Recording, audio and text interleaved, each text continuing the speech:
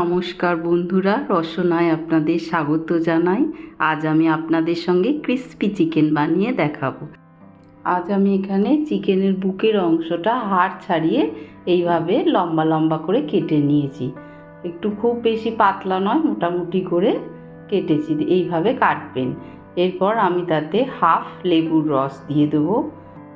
তারপর আমি দেবো হাফ চামচ সয়া সস। তারপর তার মধ্যে দেব লাল লঙ্কার গুঁড়ো, আর তাতে দেব হাফ চামচ আদা বাটা, হাফ চামচ রসুন বাটা, আর পরিমাণ মতো নুন দিয়ে দেব। আর তারপর আমি একটা টমেটো সসও দেব তার মধ্যে হাফ চামচ।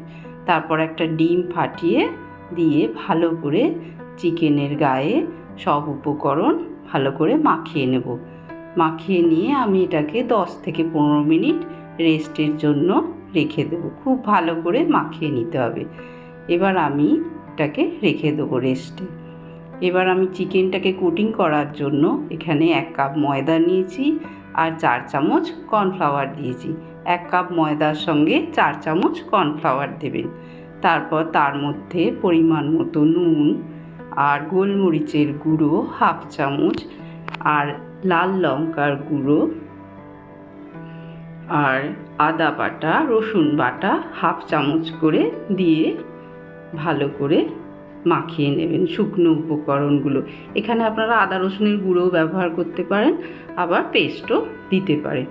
এবার আমি যে চিকেনটা করে রেখেছিলাম ম্যারিনেট, সেই চিকেনটাকে আমি এই কোটিংয়ের মধ্যে ভালোভাবে হালকা হাতে প্রেস করে, খুব বেশি চাপ দেওয়ার দরকার নেই, কোটিংটাকে ঝেড়ে ময়দা একটা ডিশে সাজিয়ে রাখবো।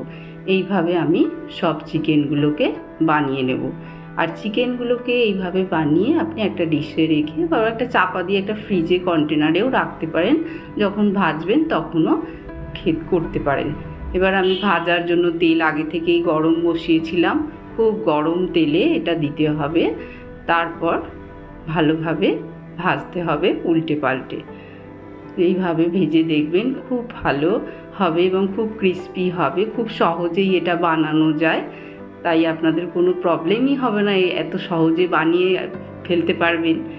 আমার ভিডিওটা যদি আপনাদের ভালো লাগে লাইক করবেন, কমেন্ট করবেন, শেয়ার করবেন, আর চ্যানেলটাকে সাবস্ক্রাইব করে প্লিজ আমার পাশে থাকবেন।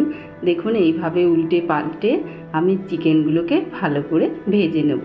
দেখুন ভালোভাবে এইভাবে ভাজতে ভাজতে ভালো করে যখন এইরকম কালার এসে যাবে, তখন আমার চিকেনটা রেডি হয়ে গেছে, ক্রিস্পি চিকেন। এবার আমি একটি ছাঁকনির সাহায্যে এটা তুলে নেব। খেয়ে দেখবেন মনে হবে KFCর ক্রিস্পি চিকেন খাচ্ছেন। একদিন বানিয়ে দেখুন, দারুণ খেতে হবে।